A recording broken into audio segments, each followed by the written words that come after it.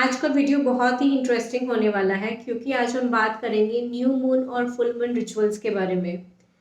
जब भी new moon और फुल मून आता है, मतलब जब भी 14 अमावस या 14 पूर्णिमा आती है, तब इन्वायरमेंट में, यूनिवर्स में, हमारे जो लाइफ है उसमें क्या क्या चेंजेस आते हैं और मून की एनर्जीज़ को कैसे हम अपनी लाइफ में इंटीग्रेट करें, किस तरीके से हम अपनी मून की एनर्जीज़ को यूज़ कर सकें ताकि हम जो भी अपनी लाइफ में अचीव करना चाहते हैं वो हमें इजीली मिल जाए। And how you can grow in your life with the help of moon rituals. So we are starting this video, let's get started.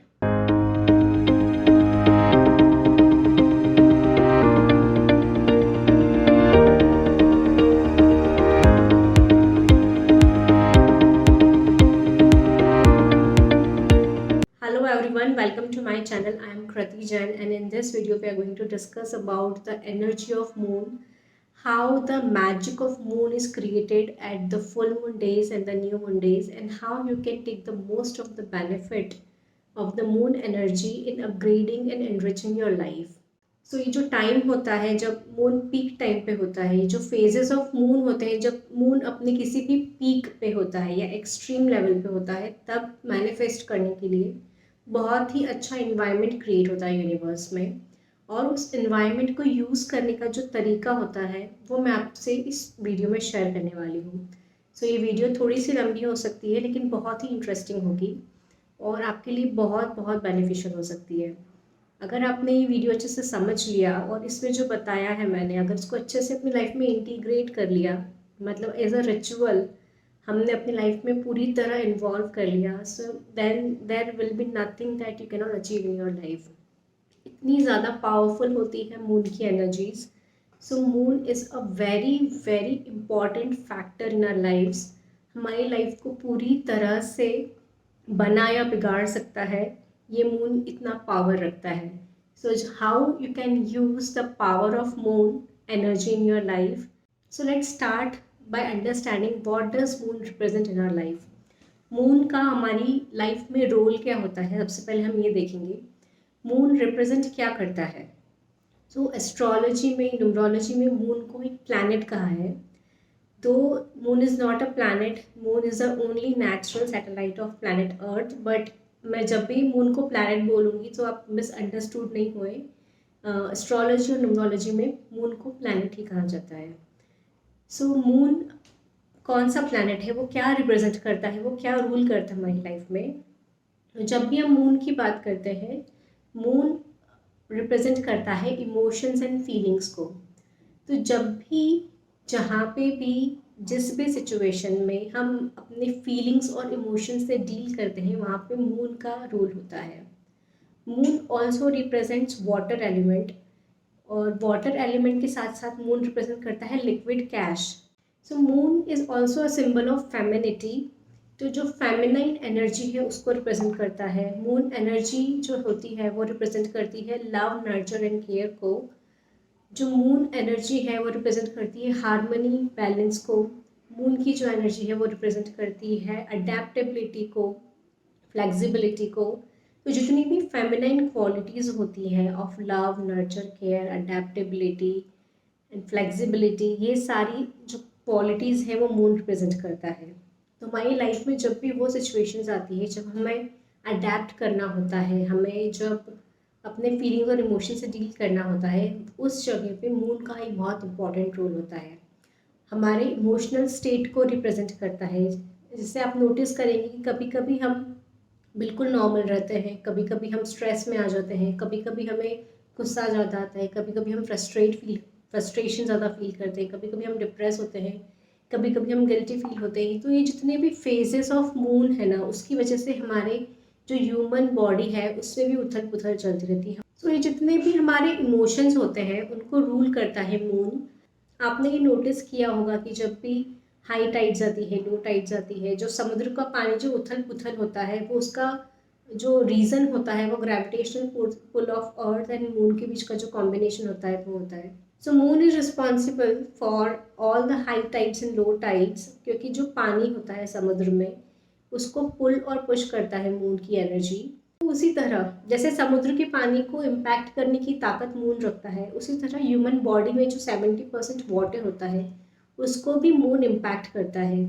कैसे इम्पैक्ट करता है, आप जब भी नोटिस करेंगे कि जब भी फुल मून है या जब भी पूर्णिमा है, चौदस पूर्णिमा वाला जो टाइम होता है, उस टाइम पे आप नोटिस करेंगे कि आपका स्ट्रेस लेवल बढ़ रहा है, आपकी एंजाइटी बढ़ रही है, you are getting anxious for no reason.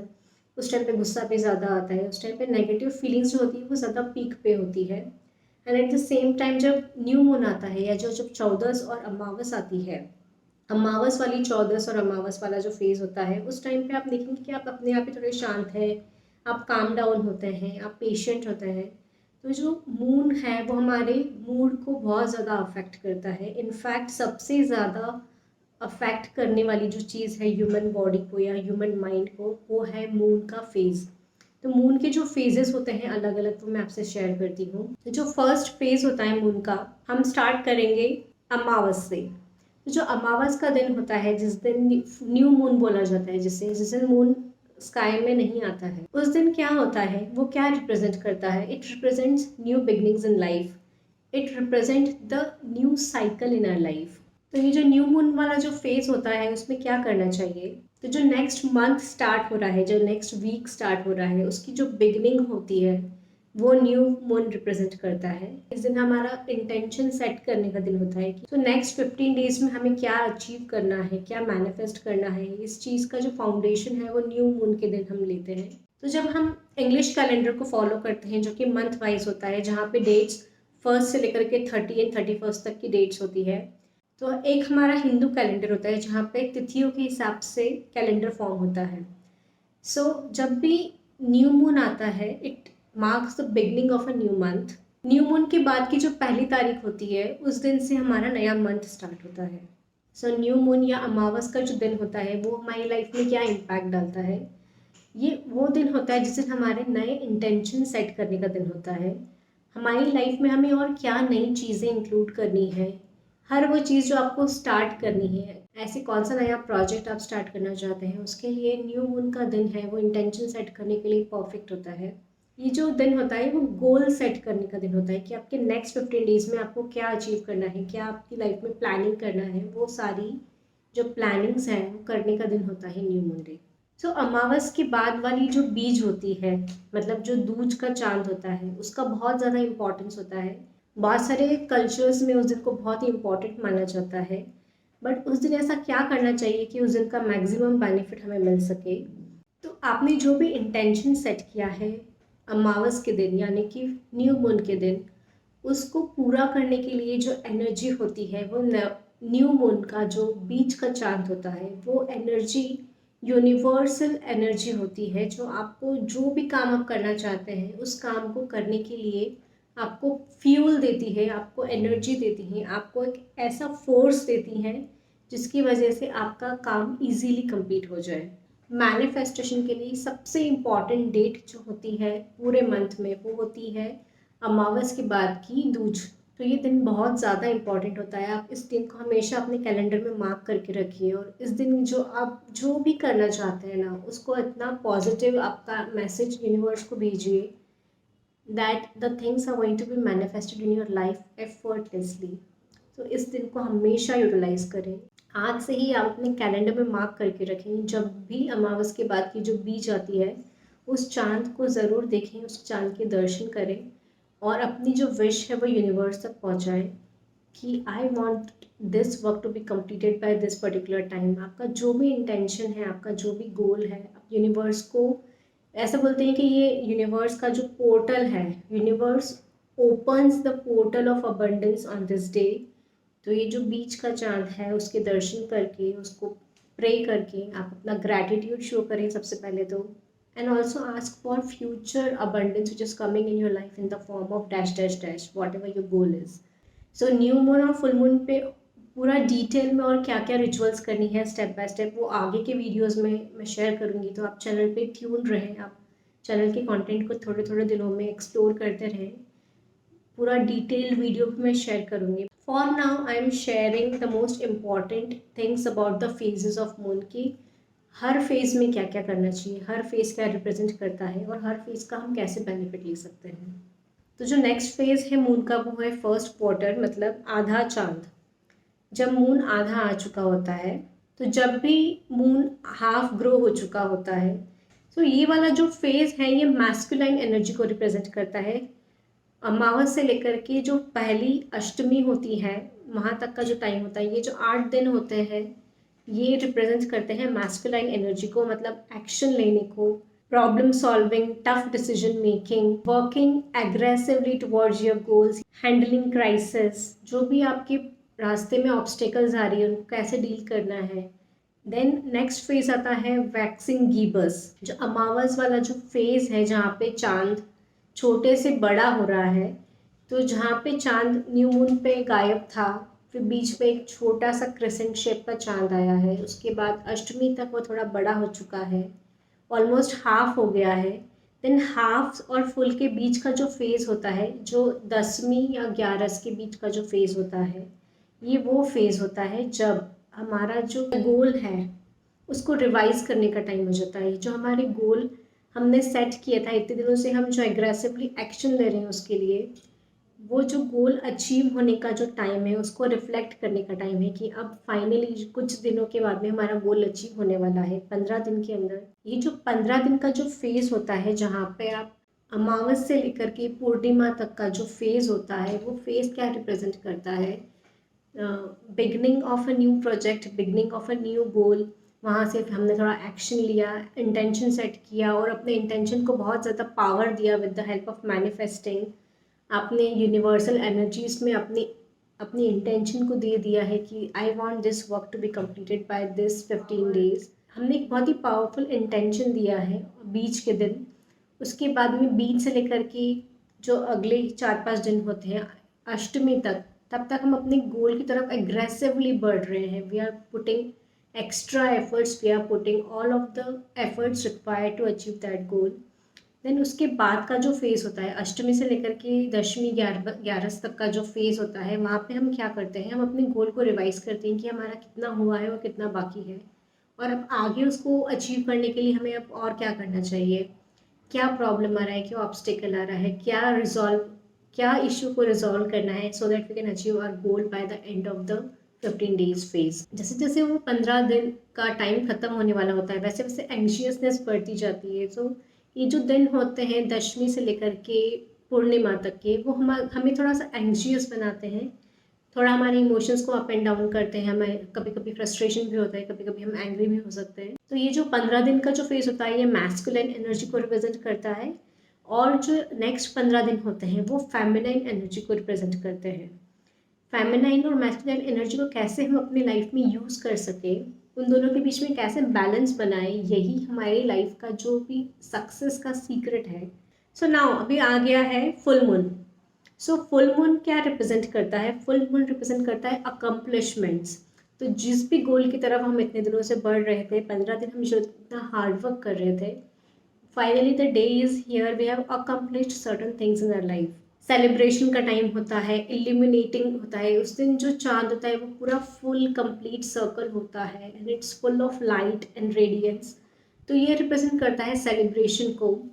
ये रिप्रेजेंट करता है कि हमने जो भी इतने दिनों से जो अचीव करने की कोशिश की है, 15 दिन हमने जिस दिन पे, जिस प्रोजेक्ट पे, जिस गोल पे हमने 15 दिन मेहनत की है, उसकी विन को सेलिब्रेट करने का टाइम होता है। और अगर हम वो अचीव नहीं कर पाए इन केस, तो जो भी रिमेनिंग है उसको रिलीज़ करने का टाइम होता है। तो फुल मून का जो टाइम होता है वो परफेक्ट टाइम होता है रिलीज़ करने के लिए, जो what we do not want in our lives.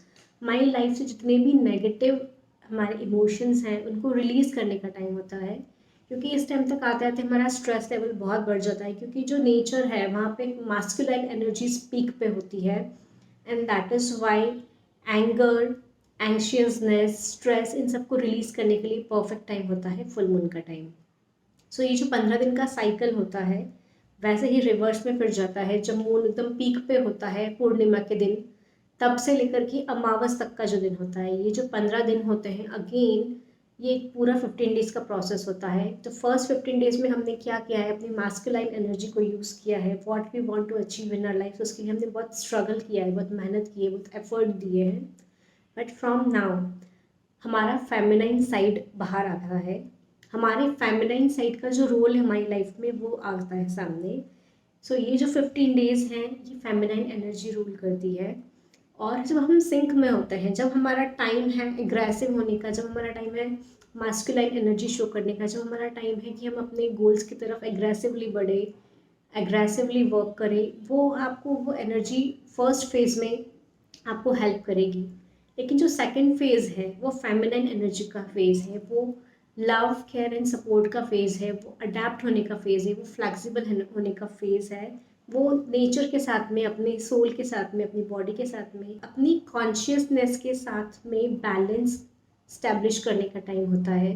तो ये जो फेज़ होता है इसमें हम क्या करेंगे, helping and supporting others, reflecting on the first 15 days. हमारे जो फर्स्ट 15 डेज रहे हैं उनको रिफ्लेक्ट करना, हमने इसमें क्या किया क्या नहीं किया, क्या गोल्स अचीव हुए क्या गोल्स नहीं अचीव हुए, ये रिफ्लेक्ट करने का टाइम है, ये जर्नल करने का टाइम है, ये इंट्रोस्पेक्ट करने का टाइम है, ये कंटेम्पलेट करने का टाइम होता है, ये यूनिवर्स के साथ में, नेचर के साथ में, फेलो ह्यूमन बींग्स जो हमारे इन्वायरमेंट में है, हमारी फैमिली, उनके साथ में कनेक्ट करने का टाइम है, हेल्प करने का टाइम है, सपोर्ट करने का टाइम है। तो आप अपने गोल्स के साथ साथ अपना जो इमोशनल बैलेंस है वो भी अचीव करें, ये फेज़ ये रिप्रेजेंट करता है। जब मून घटते घटते घटते सिर्फ आधा रह गया है, फुल मून से लेकर के कि जो न्यू मून के बीच का जो टाइम होता है, सबसे सेंटर का जो टाइम होता है, जब मून आधा हो चुका है और वो घट रहा है, अभी घटते घटते गायब होने वाला है, तो वो जो फेज़ होता है वहाँ पे आपको अपनी सोल से कनेक्ट करने का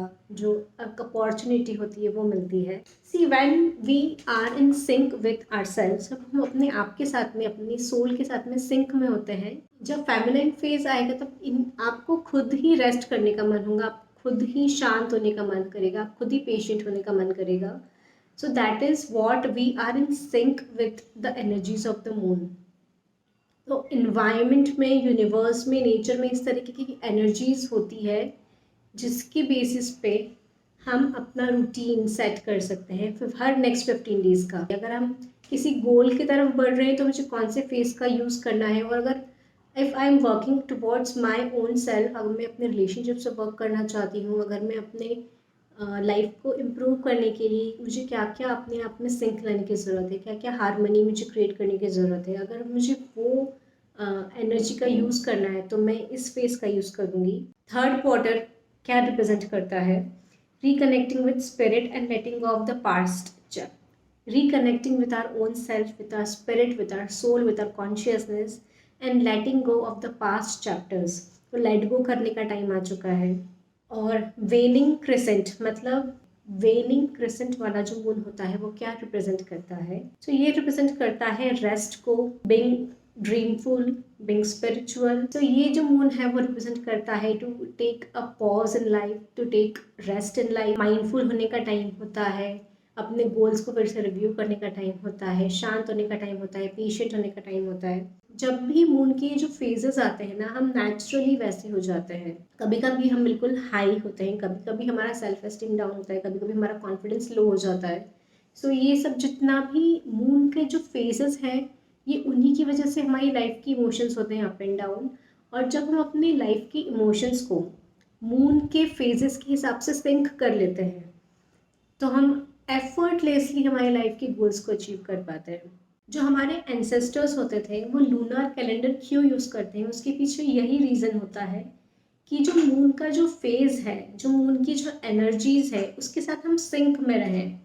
जैसे कि अगर कोई नया मंथ स्टार्ट हो रहा है, फॉर एग्जांपल जनवरी का मंथ स्टार्ट हो रहा है, नया साल है, नया मंथ, तो एक अलग ही टाइप की एनर्जी होती है उसमें कि नया साल है, नए ड्रीम्स है, नए गोल्स है, ये अचीव करना है लाइफ में, ये करना है, तो वो मैस्कुलाइन एनर्जी अपने आप आ जाती है। उसी तरह जब आप मून के जो फेजेस हैं उसके साथ अपनी लाइफ को सिंक में कर लेंगे ना, तो आपको इतना एफर्टलेसली अपनी लाइफ में रिजल्ट्स मिलने लगेंगे। ये जो यूनिवर्स है वो आपको सपोर्ट करेगी in achieving the dreams you want to. Because जो बाहर की एनर्जी है, हमारे एनवायरनमेंट की एनर्जी है, पूरे वर्ल्ड में जो एनर्जी है, जो पूरे यूनिवर्स में जो एनर्जी है, that is in sync with your own energy. आपका खुद का कॉन्शियसनेस, आपकी खुद की इनर एनर्जी जो है, that is in sync with the external environment and that is how it helps in effortlessly achieving what we want to do in life।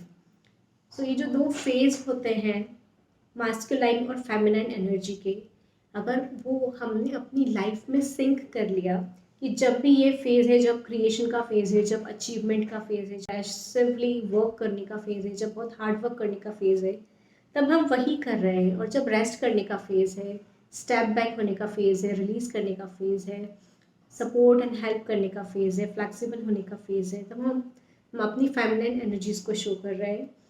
That create such a sense of stability in your life. हमारी life में इतनी एक stability होती है, हमारी life का एक foundation बन जाता है and we are in harmony with the universe. और जब भी हम यूनिवर्स के साथ हार्मनी में होते हैं, effortlessly we can put out our intentions to the universe that what we want to manifest in our lives.